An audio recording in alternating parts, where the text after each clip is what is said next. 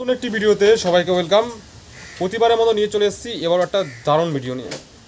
অনেকে পায়রা কেনার সময় যেই ভুলটা করে, ভালো ভালো পায়রা কিনে আনছে, ভালো রেজাল্ট দেখেও নিয়ে আসছে, কিন্তু সেই পায়রার মধ্যে কিছু এমন ভুল থেকে যাচ্ছে যার কারণে পরবর্তীতে কিন্তু বহুত সমস্যা দেখা যাচ্ছে।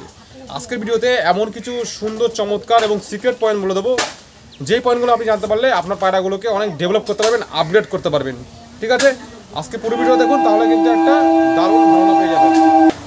পায়রার উড়ার মধ্যে যদি কোয়ালিটি চান, তাহলে তার ডানার মধ্যে কিছু এমন বিষয় যেটা হচ্ছে দরকারি। আজকে আমরা পায়রা ডানার মধ্যে সেমন কিছু একদম ভেরি ভেরি ইম্পর্টেন্ট পয়েন্টগুলো বলে দেবো। আজকে যে পয়েন্টটা বলে দেবো, এই পয়েন্টটা হয়তো বেশি জায়গায় কমই শুনবেন, কিন্তু এটার জোরটা সবার আগে দেওয়া উচিত। আমি এমন কিছু আজকে এই পয়েন্টগুলো আজকে বলে দেবো, মন দিয়ে দেখুন পুরো ভিডিও, তাহলে কিন্তু সবার কাজে লাগবে। আর যদি কোনো বিষয়ে ভিডিও লাগে আপনারা কমেন্ট করবেন, আমি অবশ্যই ভিডিও বানিয়ে দেবো।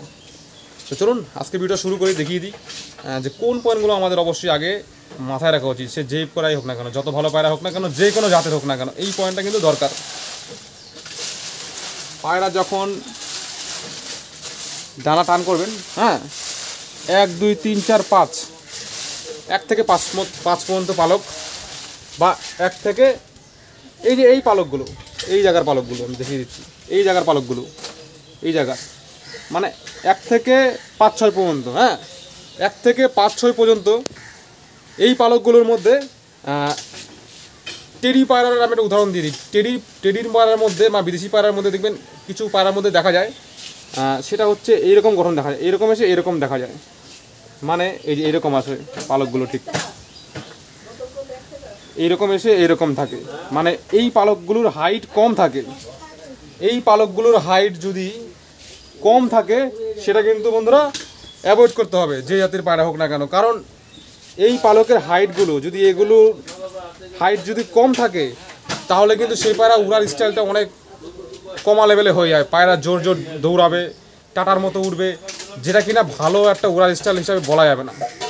পায়রা উড়ার স্টাইল, যে পায়রা সোলো উড়বে, বাড়ি মাথায় উড়বে, সেটাকে আমাদের বেস্ট বলতে হবে, আর এটা সেটাই অবশ্যই বেস্ট।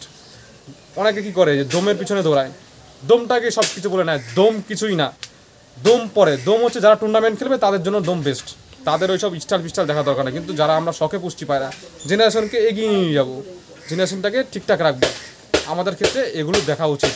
হ্যাঁ, স্টাইলটাকে অবশ্যই দেখা উচিত, যে পায়রা বাড়ি মাথায় থাকতে হবে এবং জমে উঠবে, একদম পুরো মাছি হয়ে উঠবে।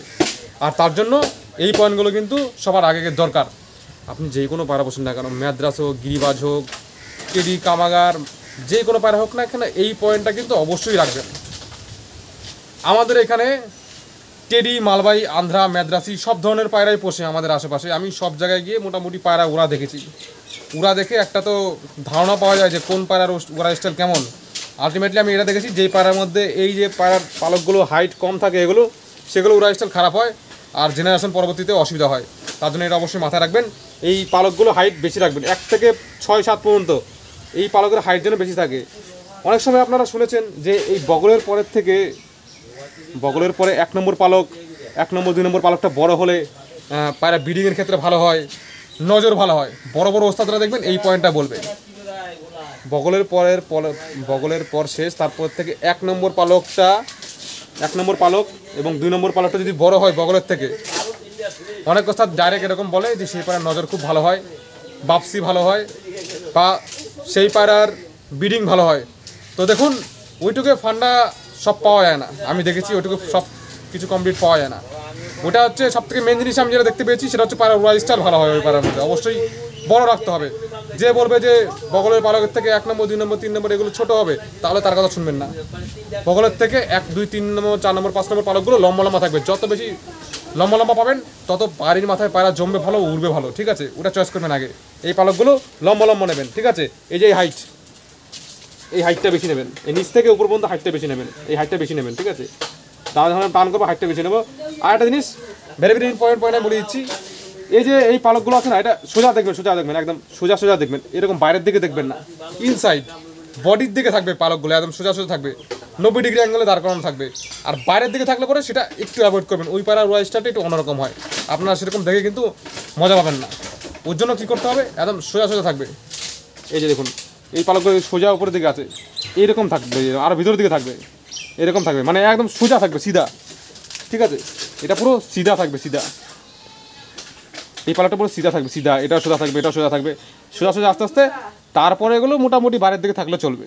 কিন্তু এই কটা 3-4টে পালক যেন সোজা সোজা থাকে একদম, এইরকম থাকলে হবে না, কিন্তু যেরকম বাইরের দিকে থাকলে হবে না, এরকম থাকলে হবে না, এইরকম থাকতে হবে, এইরকম, এই যে দেখুন এবার, ঠিক আছে, এই যে এরকম থাকতে হবে সোজা, এরকম, এই যে ঠিক এরকম থাকতে হবে, এরকম থাকলে হবে না, এরকম থাকতে হবে, আর লম্বা লম্বা থাকতে হবে, হাইট, এই যে এরকম হাইট থাকতে হবে, এরকম হাইট থাকতে হবে, এবং একসাথে এই জায়গাগুলো কোনো গ্যাপ না থাকে, হ্যাঁ।